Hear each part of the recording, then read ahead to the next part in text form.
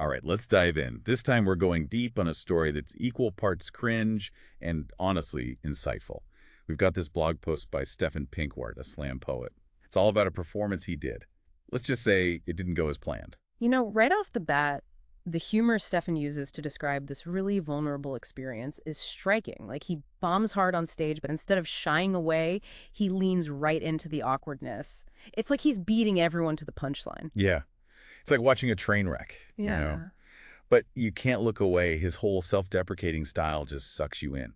So picture this. We're in a packed club in some small town in Germany. Stefan's painting this picture of himself as a freshly slaughtered pig, and the audience, they're wide-eyed, hoping for a disaster. It's brilliant, I think, setting those low expectations, using humor like that. He disarms you, the reader, and it creates this sense of, like, we're all in this together, we've all been there kind of thing. Exactly. And then the performance starts. He had this, profound opening line ready to go, all about time being a thief, but he totally fumbles it. He describes the silence after as an eternity, the moment his career imploded. Whoa, that image, career imploding in 3 seconds, it's so vivid and so relatable. It taps into that fear we all have, that public failure, dreams crashing down, you know? And instead of recovering gracefully, he improvises, which he calls mistake #1,000,000. He rambles, points out the awkwardness, just digs himself deeper. Inside, he says, it's like a trash can full of burning despair. Wow, that description is potent, right? It captures that feeling of panic, self-doubt that washes over you in moments like that. He's not just telling us what happened, he's making us feel it.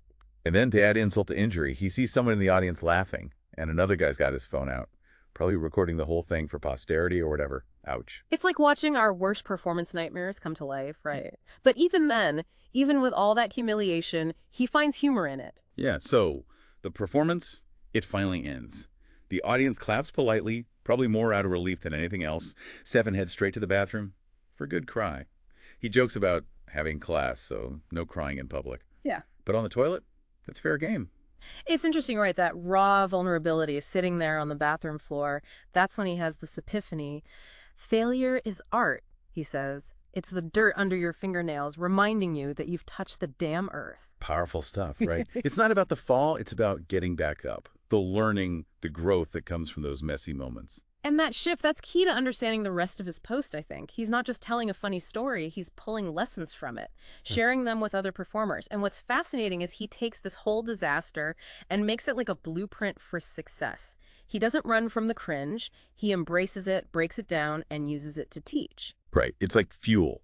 He encourages readers to, embrace failure, find the humor in it. He even suggests, throwing in a self-deprecating joke, something like, wow, my words are stumbling more than my ex when she sees a sale at the mall. So smart.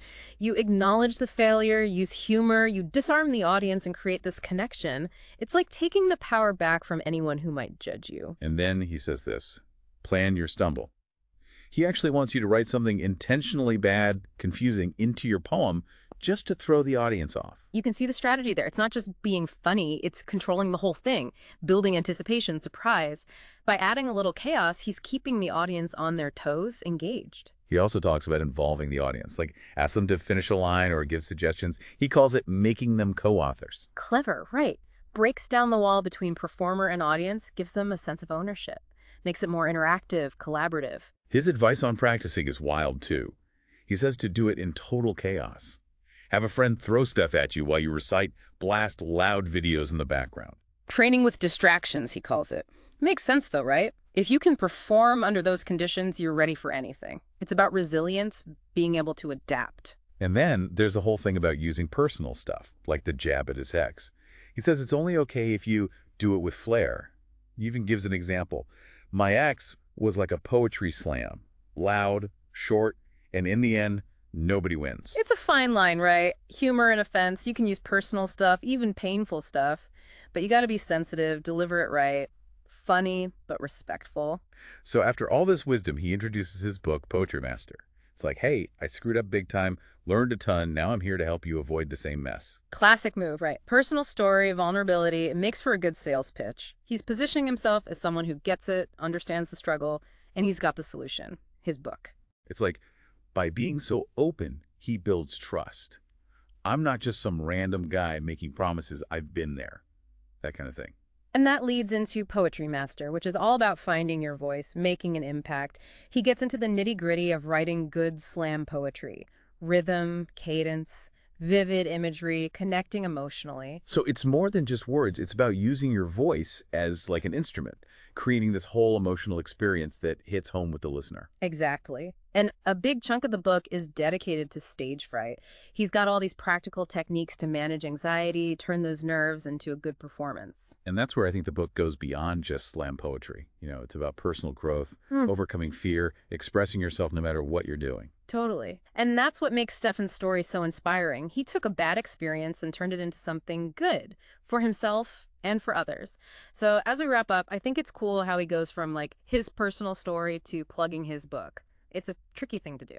Yeah, it could get salesy fast, but he makes it feel natural, like an invitation to learn with him through slam poetry. Totally. He's not just selling a book, he's offering a solution. Like a lot of performers, they're afraid to fail, they want to connect with the audience.